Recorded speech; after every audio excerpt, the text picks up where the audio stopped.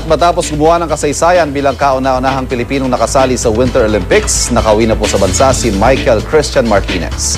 Sa darating na Marso, lilipad naman si Michael papuntang Bulgaria sa Europa para lumahok sa isa pang kompetisyon. May news to go si Bam Alegre.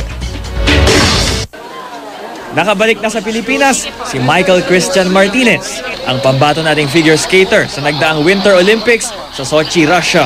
Masusing binantayan ng media ang pagdating niya sa NAIA Terminal 1 at mahigpit din ang naging seguridad sa kanya hanggang sa paghatid sa kanya sa motorcade na dumaan sa Rojas Boulevard.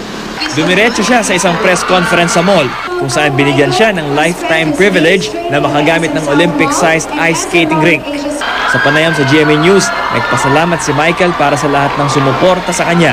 Yung pressure and yung pag-representa mo yung Philippines, in your own country there. And I feel really happy and proud representing the Philippines and making history there in the Olympics. Please to continue to support me and pray for me on my next competitions. Dahil sa pinakitang gilas ni Michael, may ilan ding naengganyo na ring mag-ice skating. Magaling po kasi siya ice skating, kaya po gusto ko rin po matuto.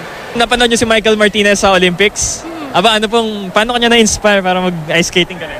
Actually, first time ko lang ngayon Magaling kasi siya, ang galing. Actually, kaya kami nandito dahil na-inspire kami kay Michael I'm still the same person off the ice, on the ice. Humble.